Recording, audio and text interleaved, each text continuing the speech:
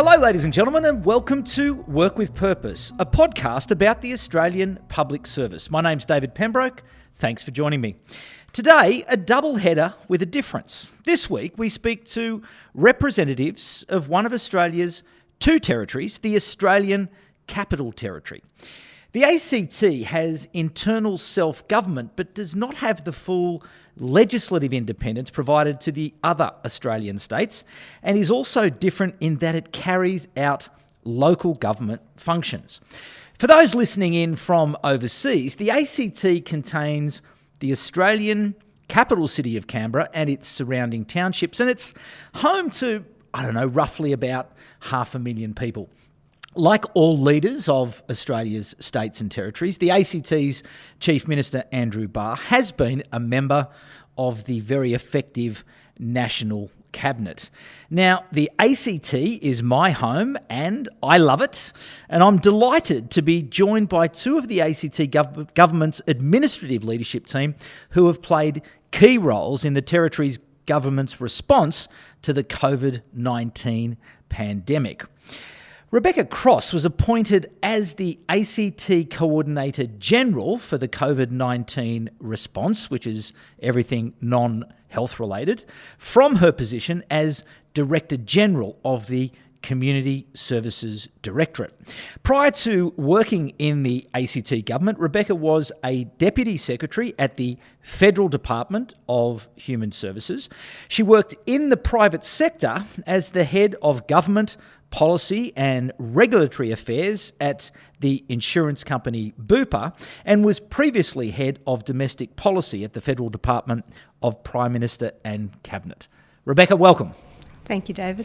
We're also joined by Katy Haire, who is the Director General of the ACT's Education Directorate.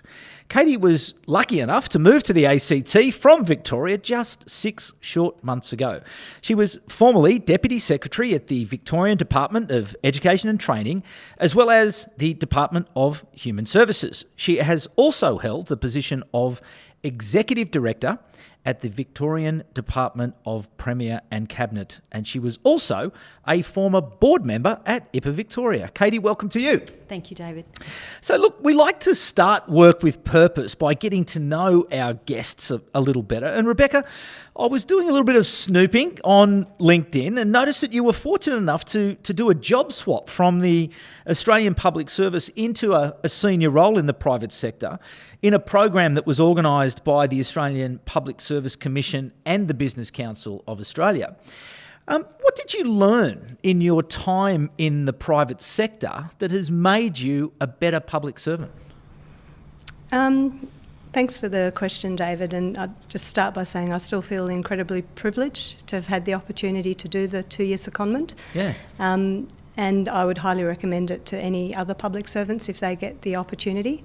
I think when you work in the private sector, you get a completely different perspective of government, particularly when you're on the receiving end of government policy.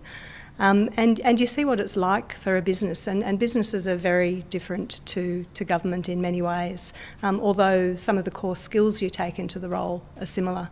And I still think some of the key things which I saw at BUPA was just the intense focus on the customer, because if the customers aren't happy, the business doesn't survive. I remember the British CEO talking about the need to transform our business, and basically it was digitise or die. It's not an option not to be going online because other companies are. And so there's a really big focus on innovation, and they use really good data and metrics to make decisions on how they change services, what they digitise. And they also focus really strongly on attracting the right people to the company. So the focus on people and having people who are attracted to work at BUPA, who work really, really hard to deliver fantastic customer products, customer service, that's what makes them survive and thrive. Mm. So in the public service, that's all part of what we do, but it doesn't have the same edge to it, because if we don't digitise, the business won't disappear. Whereas in the private sector, it's just a different reality. And I think understanding that, you can bring some of that knowledge back into the work you do in the public service, and probably as well have a greater appreciation of how important it is to engage with business so you understand the impact of what you're doing. Yeah, it's actually quite interesting that through these conversations in Work with Purpose, that link between the public service and business is a critically important one. But have you noticed a change in the ACT public service during the pandemic, that things are moving faster, decisions are being made faster? Because certainly at that federal level, things are working a lot faster than they were in the past. And perhaps I suppose it's a result of the crisis, but do you think it's going to last? Look, absolutely things are moving a lot faster, and I think in the very early days when National Cabinet was meeting 2, sometimes 3 times a week, the pace of change was very difficult to keep up with, and you would just get things set and then there'd be a new decision, new restrictions, and I think all levels of government experience that pace of change. It has settled a little bit since then, but it's still incredibly fast. And we do see here in the ACT, as we're starting to think about easing restrictions, for the business community, they really need to know what that means for them. And they've got to make hard-edged decisions about, do I reopen? Because if we change the restrictions later and they have to close again, that's going to have a huge impact. They may not survive. So the pace is huge, but the need to engage with business, the need to engage with the community, that's incredibly strong. And we've been doing some really interesting things in ACT government, which I might talk a little bit about later on. Excellent. And Katy, welcome to the program as well. You're a Victorian, a football team, to get it out of the way early. Who's your team? Well, I am one of those outlier Victorians who... Oh, you don't have a football team? I don't have a football team. I'm open. You can suggest one to me, David. The Giants. Canberra's team. I'll go for them. Is that even football? It is. The mighty Giants. They're Canberra's team in the AFL. But listen, you've come to Canberra from the Victorian Public Service, and I've got to say that I do have a lot of admiration for the Victorian APS over the years. I've worked on a number of occasions with the Vic APS on bigger projects, and they do things well in Victoria. And I noticed also, snooping around on your LinkedIn, that as part of your development, that as a member of the Victorian Public Service, it meant that you were able to study at the Harvard University Kennedy School of Government, and you were also able to be involved with the Australian Institute of Company Directors, through which you've graduated as well. And again, those experiences, how have they prepared you to be a better public servant? So starting with the working in the Victorian Public Service, I agree, David, it is like the ACT, it's a great public service, and probably the most significant experience I had while I was there, for the 16 years I was there, was working through the response to the Black Saturday bushfires. Yeah, right. And not dissimilar to what we're doing now, it created a kind of a sense of shared purpose, commitment and passion, which brought everybody together across a very, very large public service, 10 times larger probably than the ACT. And like here now, we delivered some amazing things very, very quickly. And that was in the face of a kind of almost unimaginable tragedy of 177 people losing their lives almost in the space of a day. So that was a very, very significant experience for me. Going to the Kennedy School was remarkable. I hadn't quite experienced up close American exceptionalism until I was there, and it was during the I was there in 2010 during the health debates under President Obama, and I was explaining to people how the Australian health system works and how marvellous that's been since the 1970s, and was really surprised at the responses of my fellow students who were so amazed that such a great idea was coming from a country other than their own. Yeah. And it made me really proud of all the terrific things that the Australian Public Service and Australian public policy has produced.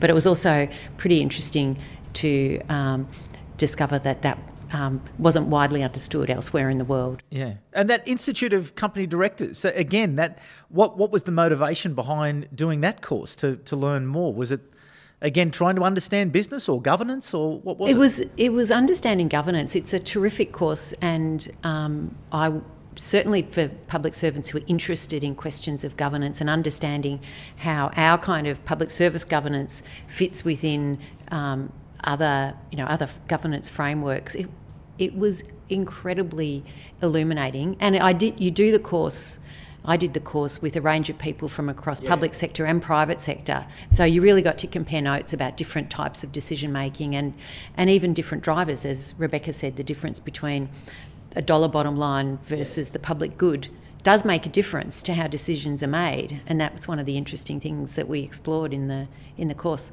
But yeah, it really changed the way I thought about things. Okay, great.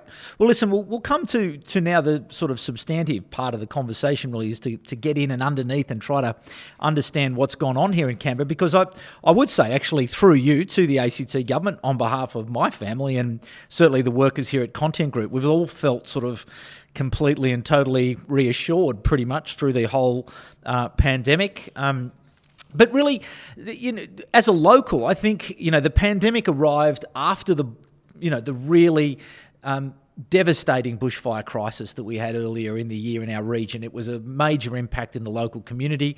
And then probably less serious, but no less worrying for people, was then the hailstorm damage that destroyed the private property of so many Canberrans, so many public servants. That was a bad thing as well. So, Rebecca, to you, how ready was the ACT Public Service for this pandemic when it came? So I think one of the most important things for us in the pandemic has been to work as one government, and that's part of my role as the Coordinator General, to make sure that we're all working together, we've got really good governance and decision making, because the pandemic crosses so many parts of the community, the economy, that it's really important that we work as one government. And we had been doing that during the bushfires as well, and in fact that's the way we operate regularly. So I think the difference, because the ACT Public Service is a little bit smaller, is we can connect up and we can work across directorates really effectively, and that's one of the things I love about working in ACT government. We really stepped that up for the bushfires, and you would have seen Georgina Whelan, absolutely outstanding. Yeah. But the work that was behind that, and the whole of government effort and the whole of government communications, that stood us in really good stead for the pandemic, because we've stepped those arrangements up again. So when we're saying things, we're saying them with one voice.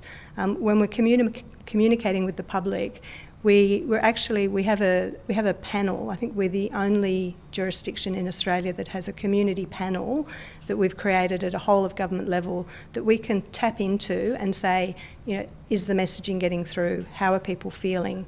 What are people concerned about? And the last time we did a survey, and I've got the figures here with me, we reached 1,200 people within 24 hours and a representative sample of Canberrans over the age of 16. And they could tell us that 91% of them agreed that they were being kept well informed. They also told us 87% believe the ACT government is responding appropriately. They told us what they're most concerned about. So most of them are concerned about jobs and unemployment. That's 81%.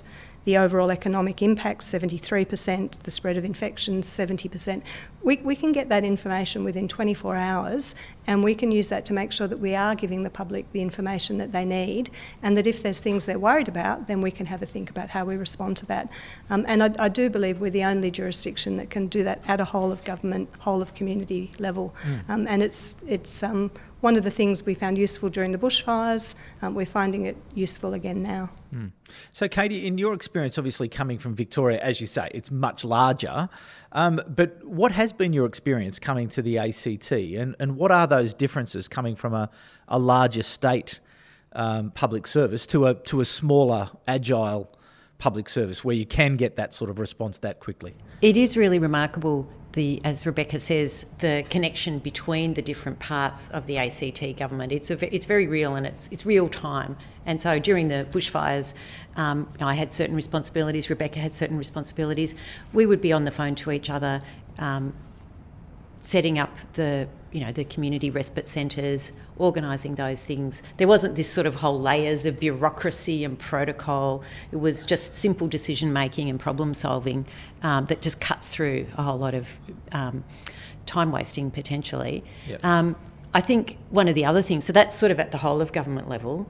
There's also a really strong sense of immediacy and closeness to where our services are being delivered, and in my case, the education through schools.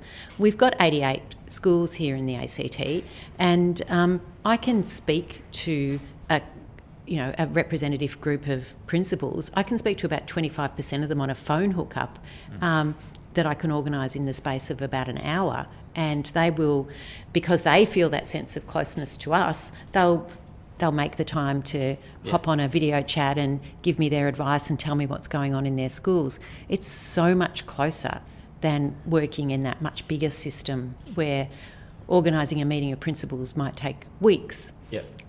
Obviously, at a time like this, we don't have weeks, and so it's really crucial that we're able to make the most of the scale to get in touch with people and get things done. Yeah, well, and it's interesting because it reflects. I just, as you're sitting there, I'm thinking, this probably comes to part of the reassurance that you have as somebody who lives here, because that immediacy does happen and that communication is there and it is very, very effective. But listen, I'm also interested to know how you've joined up to the national cabinet effort, because as I said, with the Chief Minister is on the National Cabinet, as other states and territory leaders are. So, Rebecca, how have we joined up into that? What has that looked like for a smaller agency like the ACT? It's looked like an awful lot of meetings, to be completely honest. So we have a pretty good. We have a regular process of meetings to make sure that the information's flowing and that people know what they need to know. Ahead of every National Cabinet meeting, there's a pre-brief where all of the relevant people brief the Chief Minister. So how many people would be involved?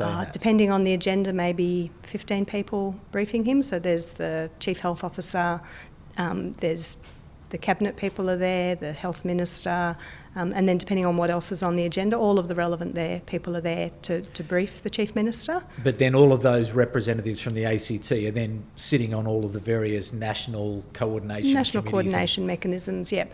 Then the Chief Minister and the Head of Service will go to National Cabinet. All of the Directors General will get a debrief directly from the Head of Service after National Cabinet, and then we have a Security and Emergency Management Committee of Cabinet meeting where they sort of go through, look at the decisions, get the proper governance around the decisions coming out of National Cabinet, and that way all of the ministers are also completely up to date on what's happening. And that's a sort of regular routine that follows every or precedes and follows every National Cabinet meeting. I follow that up. I meet as the Coordinator General with representatives of every directorate at the deputy level and make sure that the information's flowing down there. That's a bit more of a conversation where people can ask questions, talk about some of the connections, make sure the right people are connecting up. And that's just built into everybody's diaries. The Coordinator General's group meets daily. Directors General meet at least daily. And so it's a really quick information flow, and it makes sure that we don't waste effort with people going off in the wrong direction or missing things. So how long are those meetings taking? Are they? So most of the meetings with Directors General, it's a quick half an hour sort of catch up in the morning. Yep. If there's nothing to discuss, it can be over in 15 minutes, but there's quite a lot to discuss at the moment. The pre-brief with the Chief Minister, again, it depends on the agenda, but half an hour to an hour. The Cabinet meeting, National Cabinet, goes for, 2 hours, 3 hours, sometimes longer.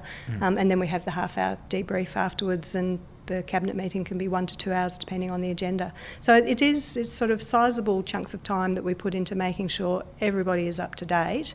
And it does mean that things go really smoothly because we've all got the information that we need and we're moving quickly to follow up on what needs to be done. Excellent. Well, I'm sure one of the topics, obviously, that has come up a lot, Katy, is in your world, education at home, a huge change, enormous stress for people. Can you explain how the ACT government has gone about its decision-making process? And obviously, inside of that then was the retooling of the Education Directorate and the service to be able to deliver online education. It would seem to me to have been a fairly big task, pretty well executed pretty quickly, actually. You're right, David, and we were actually in a really good position to move to remote learning in the ACT because the ACT was well ahead of many other jurisdictions in terms of its adoption of using digital technology for learning. and it was already part of the Future of Education strategy that the Minister had put out a couple of years ago, that ACT wanted to be at the forefront of how you use digital technology in the most effective way for education. And that went as far as meaning that we had kids in secondary school all had laptops already, that they already knew how to use quite sophisticated technology, and had a platform that the teachers had already been trained, had professional learning in how to use it in the high schools and colleges. We also, in probably one of the great examples of that kind of quick, innovative thinking, were able to recycle the laptops from last year's senior students who have now left school, and we had a few of these a few hundred of these in the storeroom, to then provide those to the kids in primary schools. So we were able to distribute around 4,000 still really high quality working Chromebooks that were used by the senior kids back to the primary kids, so that they could be ready for doing their online learning. We also got, and this is another example, like this took my breath away. I couldn't believe you could do this so quickly. Within a couple of days of the decision that we'd shift to online learning, we had 5,500 teachers. That's pretty much every single teacher, or close to every single classroom teacher, doing online professional learning to improve their skills so that they would be ready for supporting kids in the online environment. So we already had the technology, we already had the skills, but we also had this kind of agility to get people together. I confess I was probably still reflecting a bit of my Victorian expectation that, that'll take a couple of weeks to schedule, and my team said to me, no, this is on Monday. They said, we'll have this done by the end of the week. You should come and have a look at this online learning. We had teams of teachers in classrooms all over the ACT, online, all over the ACT, learning together about how to upskill themselves to be ready. It was extraordinary. But how hard is it to sort of pick up that skill? Because I know it's a challenge for the parents at home. I know for the kids. I know in my own circumstance, I'm pretty sure that my 14-year-old daughter hasn't quite got the hang of it, unless, of course, she's going to do a PhD in home and away. But how can we get, how is it? And sorry, I suppose it's more about the further impact. How do we now use these skills that have been acquired to sort of change the way that we educate kids? I think that's the really important point, David, because the technology itself isn't the point. It's how it turned out to be crucial to us being able to continue to deliver education when face-to-face learning wasn't happening. But actually, the longer-term advantage that we have by using digital technologies really smartly is that it gives us the chance to reach the kind of education nirvana where you have personalised learning. And so you have kids learning at their own pace, you have teachers able to use the digital technologies to do some of the using the technology to do some of the planning and providing the content and the information that they would have done in the classroom. And then they've already done that digitally. Then they can spend their time with your daughter or with Rebecca's daughter or mine, honing right in on what their point of need is and helping them. And that's one of the holy grails of education. How do you get from this kind of whole classroom, everybody doing the same thing, to kids learning at their own pace, and where they need that extra help, they get it. Where they need to be stretched, they get it. And that's because the digital technology enables the teacher to use their time in a different way. And that's one of the things we're hoping that we'll take back from this time into the next era of education. But it's also interesting because we were involved in doing some work for the Education Directorate around future planning around new sites for schools into the future. And I wonder how much this has changed that sort of thinking of, well, actually, do we need as much buildings as we thought we were going to have, now that we're going to perhaps have accelerated the way that we deliver education? I think we'll always need to have school buildings, David, to bring kids together for some of the social and emotional reasons as well as the educational ones. But I do think they'll be designed differently because as we grow in our ability to have really personalised, individualised learning, kids learn in different spaces and in different places, and that's what some of the modern school design enables. Small group work, which is really crucial for kids to develop some of those skills that employers want, working together, problem solving. Yep. You've got to do that with other people. But you also need places or other spaces for kids to do their own individual work where they're going deep into something. So I think school design is changing to reflect that world, but I think we'll always have schools. Rebecca? There's just a couple of things I'd mention as well, and my previous directorate was the Community Services Directorate, and a couple of other things that the Education Directorate did. We did keep a number of schools open, and that meant that for vulnerable children who needed the face-to-face time, that remained an option, and they were sort of really carefully located so none of them were too far away from people. And the other thing... And was the data good enough to know where those kids were and the support that they needed, so you actually knew where the kids were?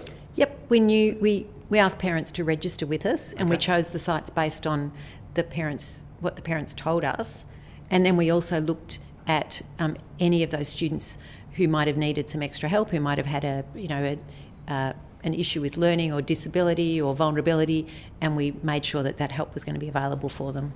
Sorry, with Rebecca, I interrupted you. No. I think, and where Rebecca was going, we work closely with community services. Sure. No, I was also going to say there was also a rollout for the children who were working from home and who didn't have Wi-Fi access. Again, the government stepped in and delivered dongles.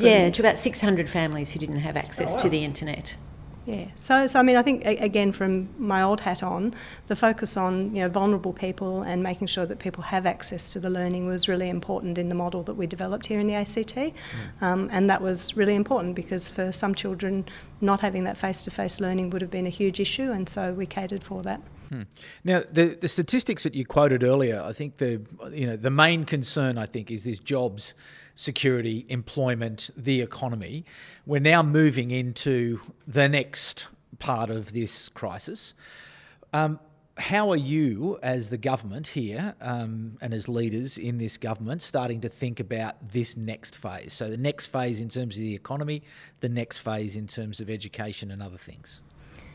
In terms of the economy, we're taking a pretty similar approach to the national government and looking at which sectors of the ACT economy are most important in terms of the value they bring to the economy, the number of people they employ, looking at how they connect with each other. So if you've got no major events happening, that impacts on your hospitality, the hotel occupancies and so on. So we're doing a lot of work looking at which bits of the economy we need to open up, again, what the sequencing is, what the interconnections are between those different sectors, and a lot of work with the business community about how they can be COVID safe as we do start easing restrictions. I guess the other thing we're very focused on at the moment here in the ACT as well is just individuals also taking some responsibility. So when we're all out and about, we do still need to maintain 1.5 metres, good hand hygiene, good respiratory hygiene. So again, making sure that the best way we can support the Canberra community is to have these businesses reopen, have restrictions ease, but that will only happen if the people who are out and about are following those restrictions and behaving well. And most people would have seen, in a lot of the malls, retail areas, we probably didn't have that quite right last weekend, so we're really working on how we work with business, with the community, so that we have a really safe environment as things open up. There are some changes which are being announced in the short term. most of them are small. It's going to be stage 2 and stage 3 where we really start to see a lot of businesses feeling that they can reopen with confidence. And as I said at the very beginning, the worst thing for business would be to reopen too early and then have to close again, because they'll lose a lot of money and that will impact on their long-term viability. But in terms of the education thing's interesting, isn't it, around the social distancing? I was having a chat with a friend today who's a school teacher, and I was saying, how are you going to keep 7-year-olds apart? How do you get them to understand that maybe that's not a great idea to be sort of, rolling around in the grass? Yeah, I think it's a really important point, David. The pandemic's not over, and we're going to have to, everybody's going to have to continue to modify their behaviour for the time being. The partial good news is that the health advice is really clear that the virus doesn't transmit at a very high rate at all between children.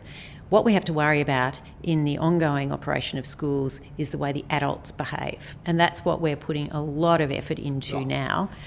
We have to think about how staff rooms are set up, how lunch times are rostered.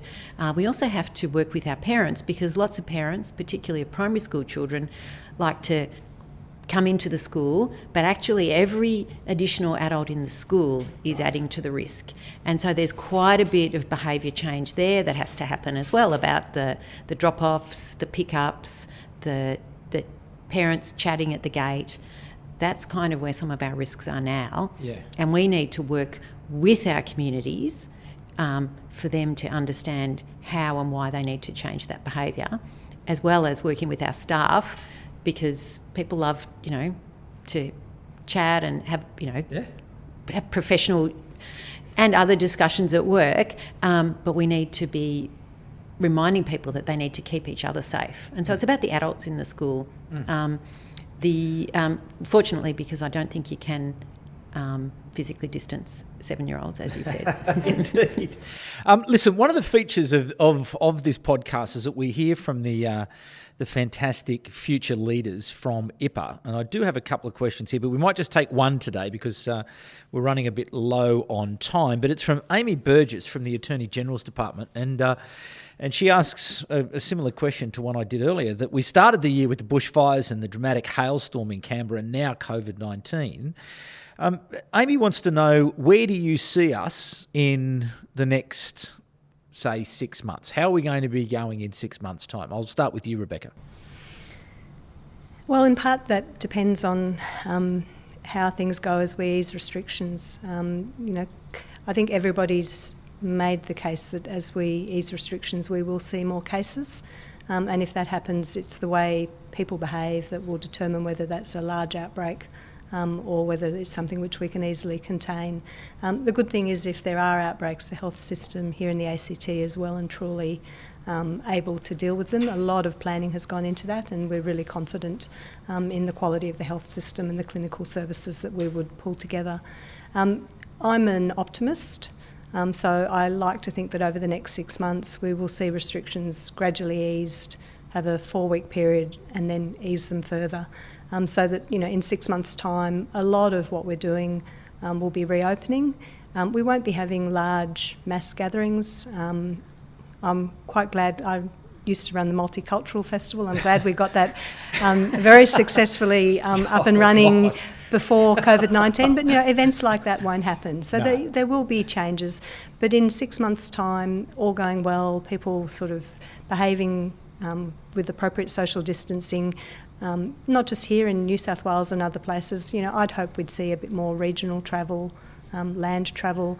I'd hope we'd see a lot more businesses reopening, restaurants and cafes reopening.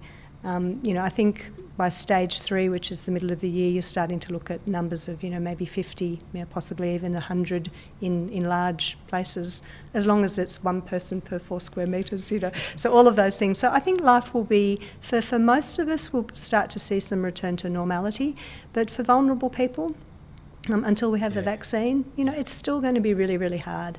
For the people who got knocked around by the bushfires and now by COVID-19, it's going to be really hard. And we're looking at, what mental health support people will need, how we connect people in the community up, how we look after vulnerable Canberrans. So that's a lot of the work that we're leading across government, thinking ahead 6-12 months and making sure that we're here to support the community as best we can and to support business.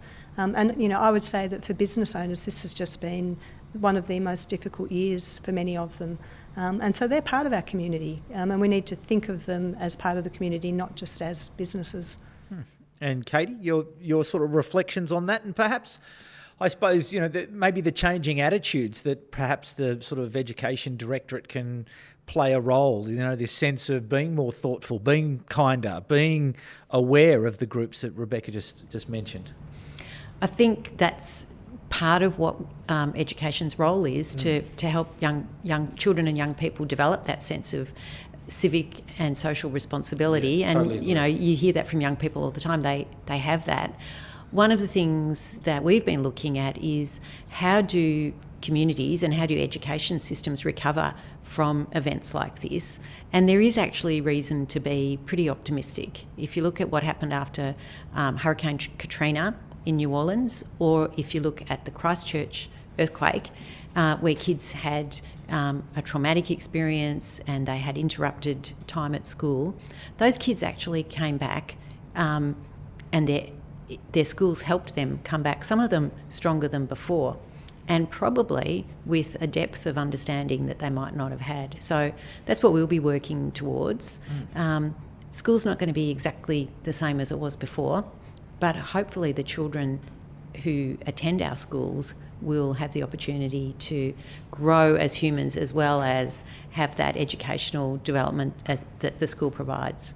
Great. Well, Katy, to you, and Rebecca, to you, thank you for your service, and thanks for coming in to Studio 19 today to record our Work with Purpose podcast.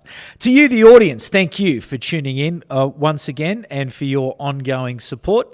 Thanks also to our friends and colleagues at IPA ACT and the Australian Public Service Commission for their ongoing support in putting the program together.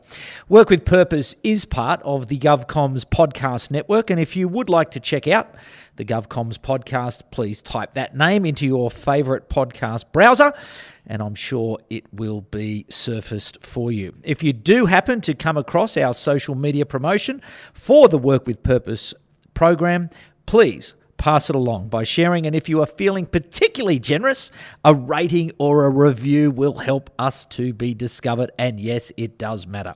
So anyway, thanks for your support. We'll be back at the same time next week when we speak with the Secretary of the Department of Defence, Greg Moriarty, and the Chief of the Australian Defence Force, Angus Campbell. But for the moment, it's bye for now.